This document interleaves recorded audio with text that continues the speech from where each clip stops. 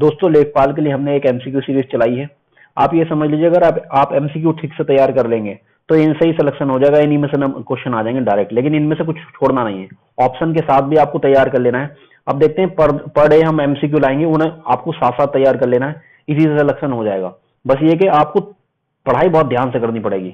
अब रोज हम एमसीक्यू करेंगे, आप इनको लगाना। अब देखते हैं कितने लोग इनमें से अपना खुद ही ये देख सकते हो कि कितने आपके सही जा रहे हैं, कितने आपके गलत जा रहे हैं। ठीक है, तो पहला है ये यूपी स्पेशल का, जैसे 20 क्वेश्चन आएंगे, उन्हीं में से हम लोगों ने 10 क्वेश्चन बनाए, पहले 10 क्वेश्चन लाएंगे पर डे के हिसाब से। आप देख लोगे आपको कितने इसमें से आते हैं, क्योंकि इनमें से देखना क्वेश्चन फंसेंगे डायरेक्ट एग्जाम में। अब देखो पहला क्वेश्चन है इसके अंदर के उत्तर प्रदेश के बारे में गलत कथन का चयन करिए।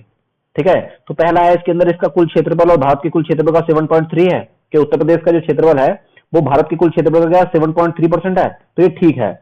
ठीक है, पहला। दूसरा इसके बाद है कि उत्तर प्रदेश का जो वन क्षेत्र है 2023 के अनुसार वो कितना है, कुल वन क्षेत्र यूपी के अंदर कितना है, 6.15% है, कितना है, तो 6.15% नहीं है, 6.24% है, तो ये याद रखना है।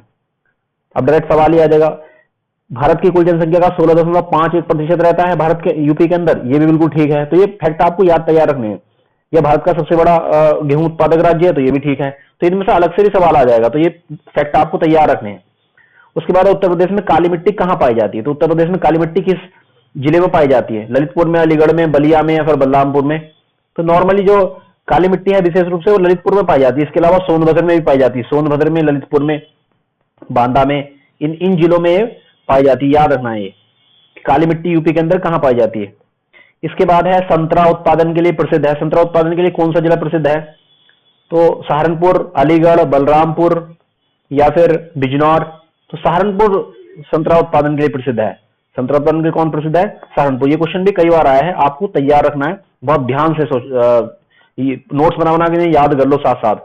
उत्तर प्रदेश का जिला किस जिले की सीमा 4 राज्यों के साथ लगती है, तो कौन सा जिला ऐसा है जिसकी सीमा 4 राज्यों के साथ लगती है, सोनभद्र की, सहारनपुर की, ललितपुर की, कुशीनगर की।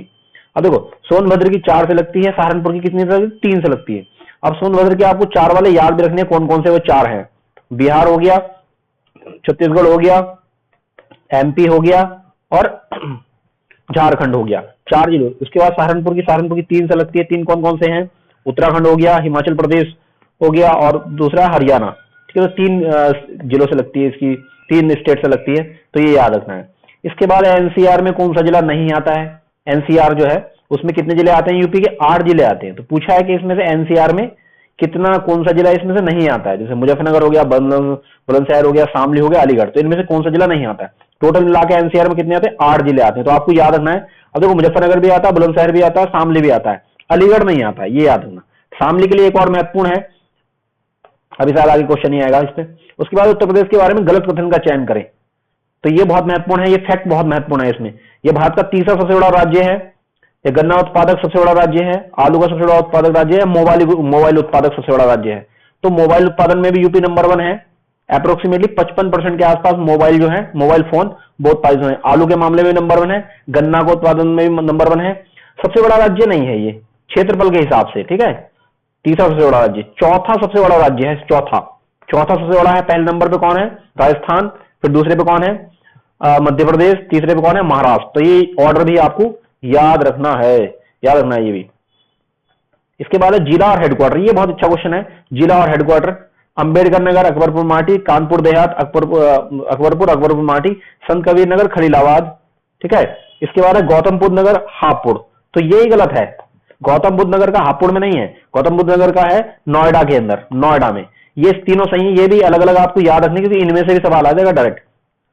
ये अंबेडकर नगर और संत कबीर नगर, कानपुर देहात और गौतम बुद्ध नगर। तो ये जो गौतम बुद्ध नगर है इसका नोएडा में है, ना कि हापुड़ में है, तो ये आपको याद रखना पड़ेगा। उसके बाद है उत्तर प्रदेश का सबसे पश्चिम का जिला कौन सा है। ठीक है, तो इसमें 4 के 4 जिले आपको याद रखने हैं, पूरा पश्चिम, उत्तर, दक्षिण। तो सबसे नॉर्थ का है सहारनपुर, शामली सबसे पश्चिम का है। ठीक है, पूरब का सबसे जिला कौन सा है, बलिया। ठीक है, और दक्षिण का सबसे निचला जिला कौन सा है, सोनभद्र। तो ये आपको एक्स्ट्रा पॉइंट भी इसके साथ याद रखने पड़ेंगे।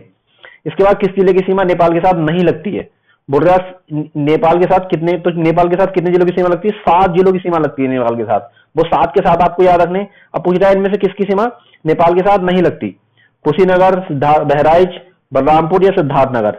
ठीक है। तो कुशीनगर की सीमा नहीं लगती, बहराइच की भी लगती है, बलरामपुर की भी लगती है, सिद्धार्थ नगर की भी लगती है। इसके अलावा पहली वाली वीडियो में मैंने बताया था कि और कौन कौन से जिले हैं, तो इनके अलावा 4 और हैं, ये आपको याद रखना है कौन कौन से और हैं जिनकी सीमा लगती है, तो सारे के सारे याद रखने पड़ेंगे आपको।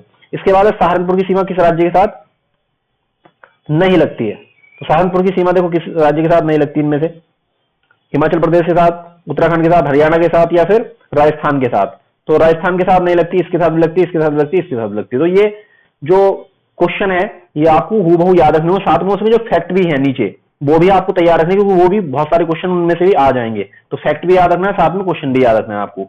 इसी से आपकी तैयारी बहुत बढ़िया हो जाएगी लेखपाल में। और अगर इस 10 में से आपको 6-7 क्वेश्चन आ रहे हैं तो इसका मतलब ये है कि आपका लगभग हो जाएगा। आप बस लगातार इसी पेज से तैयारी करते रहिए। Thank you very much.